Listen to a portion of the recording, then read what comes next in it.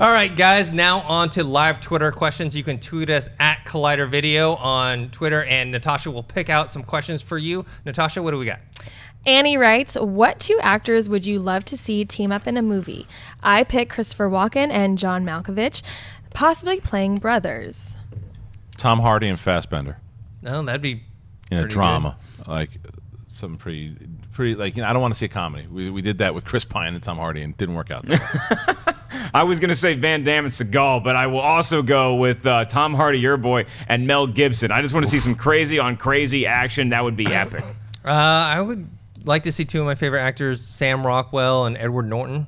Edward Norton doesn't do nearly enough movies. I mean, he was great in Birdman. Sam Rockwell is a very underrated actor. I think those two together in some sort of buddy movie, where buddy comedy / action Poltergeist drama. 2? Poltergeist 2. No, not at all. All right, what's next? All right, Secrets fan writes, if Ghost in the Shell is good, do you think we will see more anime live action movies like video games? Possibly. I mean, Akira is the one that's always on everyone's top of the list. It's one of those things where, you need some sort of breakout movie. Like with video games, they need Warcraft or Assassin's Creed to do well. Maybe Ghost in the Shell or Akira movie can help bridge that. 100%. If Ghost in the Shell, it's got to be a mega hit though. Yeah. If it's a mega hit, then yes, you're going to see the studios. Well, what else is out there? It's just the way it works. Yeah, it may not satisfy hardcore anime fans. It'd be to see their material lifted and then adapted into something else that they didn't want to see in the first place. But it's nice to see whatever property you root for get more recognition. I know there's tons of fans of not only Akira and Ghost in the Shell, Dragon Ball Z fans, as my girlfriend can attest to. They want to see better live action films. Maybe it'll happen if Ghost in the Shell is good. All right, what's next? Okay, we got from Cinema Commander, do you think that Creed has a legitimate shot at a Best Picture nomination this year? I think there's a little chance. I don't know.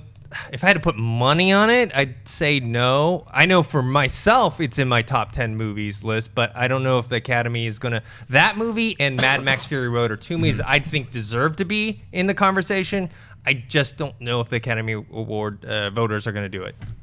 I would love to see it. I think Mad Max is a better shot than Creed does. And that's just because of what we're seeing so far in these earlier awards and nominations too. I'm with you. It's in my favorites of the year as well. I think Stallone is a lock for Best Supporting Actor. I would say a lock. I think he's going to definitely be nominated. I don't know if he's going to win, but he'll be nominated.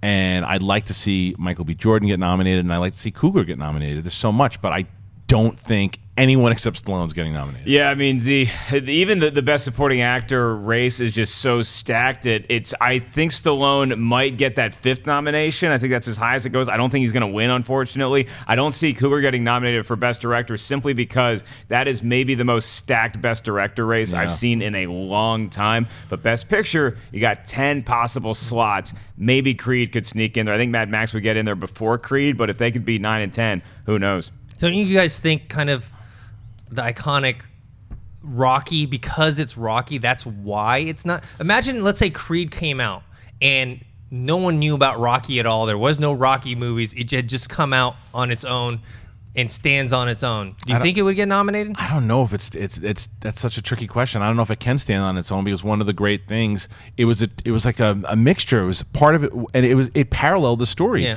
Part of it was the nostalgia purposes and being part of the Rocky family, and the other part of it was standing on its own. So it was when, like, the goosebumps and stuff I got from me was the way that they tied it in together, and the nostalgia of Rocky and watching what he's gone through, because I'm so invested in him as a character already. So I don't know if it's certainly a great movie. I just don't know you have the same emotional attachment to it if the other ones don't exist. Dennis, I refuse to comment on a universe that does not have Rocky movies in it. All right. We have another one. Okay, Kylo writes, hi guys, love the show. Do you think virtual reality has any future in films? Ever? Yes. Yes. And it would probably be some sort of choose your own adventure type of movie. It'd just be something different. Much kind of a merging of video games and filmmaking that we have today, and having them merge together where there are multiple outcomes and multiple things that can happen. The stuff they're doing now with the little wine boxes on your head and you're moving around and you're going around inside, and the way that looks now, that's like that's like a ColecoVision basically of the time, and then you go 20, 30 years into the future from now, absolutely you're going to have movies and interactive. They're working on that stuff. That's the next wave of technology is virtual reality. 20, 30, 40, 50 years from now, absolutely. Oh, yeah. As my 14-year-old daughter says, it's about to get cray-cray, y'all. I mean, the way that you're going to experience movies in the future. Now, let's go further. Let's go 100 years. Will there still be people going to the movie theater just to sit and watch a movie, or will you actually live it? Movies might start getting athletic. Right. Like, if you go You see could be Star John Wars, McClane. yeah, you're actually in the movie. You're the one that has to run away from the TIE fighters and hang out with BB-8. It's like Strange Days. It's going to be crazy, and I'm so lazy. I don't know that I want to see that. I just want to see the action happening. I don't want to actually participate. It's way too hard. Yeah, I don't think it's going to replace what we have as movies today, but I think it might become something just much like how video games is now a huge business for the entertainment industry. I think it would just kind of be a different option, because with movies, the thing about it and why you have a director is they're the ones who choose what we're focusing on, where in virtual reality you're kind of choosing, okay, I'm going to go here, I'm going to look at that, and so I think it's a different type of style, and there probably will be some sort of interactive director, Right. something a cross between maybe like a video game, a showrunner, and a movie director that is in control of how you're experiencing it. Yeah, when you go see Creed 8, you're going to have options. You can either go watch somebody get punched, or you can go be the guy getting his ass kicked in a ring for 12 rounds. I choose the former. All right, what's next? Jeffrey Nunez writes, how important is it for a movie franchise to have known actors? Could Marvel or DC make a comic book movie with unknown actors? Well, I mean, someone like a Chris Hemsworth was relatively unknown when he did Thor.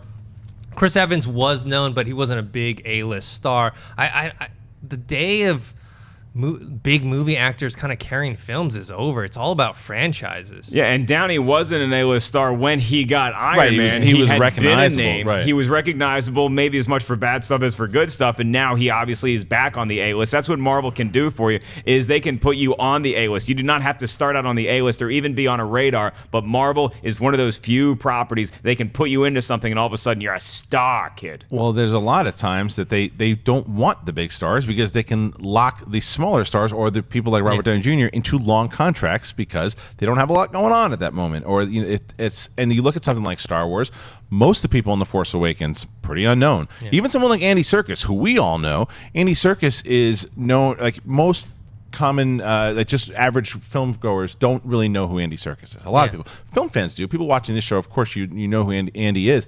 But I think that John Boyega, Daisy Ridley did nothing. She did absolutely nothing, and she's going to be very recognizable. It's another way to lock people into contracts, but it's from listening to what, like JJ said, it's what he did when we watched the original Star Wars movies, and you saw Luke, Mark Hamill, and Harrison Ford, and all this.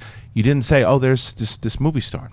You said, "No, that's Luke, that's Leia, and that's Han," and that's what JJ wanted to do, and that's what I think the Marvel films are doing now. There are some stars they put in there as well that fit in, but I think it's a great way to go. Here's the question, though, is that like most of the superheroes that unknowns play, we know who those superheroes are. Like, if you give me $20 a day, I'll play your Hulk, but they needed Paul Rudd to be Ant-Man. I think it would have been harder to that's cast a good point. an unknown as Ant-Man. So if it's a smaller movie and you're basing the entire character around there, but that's what they were able to do. What? However, Chadwick Boseman is not very known at all. And he's playing Black Panther, but he's being introduced in Civil War, which everybody's going to see. Right. Yeah. So I think that's the kind of a mixture of the two, is where Ant-Man came out first, so they had to get someone like Paul Rudd, and you get Chadwick Boseman to say, okay, he's going to go out and look at Spider-Man. Look at the kid I don't even remember the kid's name. You don't need him to play Spider-Man because it's Spider-Man. The character's bigger than the actor. And he had, speaking of Chris Evans and Captain America, I remember for his contract, I think he only got paid like $300,000 for the first Captain America. Obviously, he's getting paid a lot more now, but that's how they do it. They get someone that's not a huge star, give him these contracts, and say, okay, well, if you do it for a long time, you're going to get paid out. And then you have something like the X-Men Days of Future Past. Like, now you have Jennifer Lawrence and Michael Fassbender and Hugh Jackman. Like, but before, like, none of those people were huge. Hugh Jackman, he became big off of X-Men, and both that literally and figuratively, he and became big off Wolverine. And Jennifer Lawrence signed on while she was doing Hunger Games as well too. And during the X-Men First Class is when that movie blew up, and she was known as Katniss. And then now she's also known as Mystique. But Fassbender has kind of made a name with movie audiences, like commercial audiences, as Magneto. Yeah. All right, one more. All right, since we're talking about comic books, Adam writes, which of the 7 comic book movies next year do you think is going to be your favorite, not the best? Man. Civil War or Suicide Squad. Those are the two I think they're going to be fighting. I'm going Batman v Superman because it's not only Batman versus Superman, as we know from the trailer, it's the dawn of justice, kids. I'm looking forward to seeing the little Easter eggs they put in there about the other Justice League members. Plus, you get to see Batman. You get to see the Batman that we never thought we'd get to see on screen. An older, grizzled, pissed off, semi-retired Brett Favre coming out of retirement Batman. That's the guy I always thought, well, you're never going to see that on the big screen. Now we get it. I think it'll probably be Captain America, Civil War, but maybe Batman v Superman will surprise me. I think before this last trailer, I might have said Batman v Superman, but now I'm a little bit nervous. Don't sleep on Suicide Squad. Which one is the lock to be at least really good? Civil War. Civil I think War. it's got to be Civil War, right? Yeah. But the wild card is obviously Deadpool because Deadpool could be hilarious and great action. But I'm going back. I'm kind of worried Deadpool may fall under the radar like a Kick-Ass, where it's like good, but because it's rated R, it's less, it's more limited. I mean, obviously it's going to do better than Kick-Ass because of the name of it, but right. But that's money wise. The quality wise, Yeah. it might actually help. Colossus shows up too, just to give that little X-Men push. Hey guys, if you like this clip, click here to watch the entire episode. Also, make sure you subscribe to our YouTube channel because it'll help you stay up to date with all the stuff we've got going on here at Collider.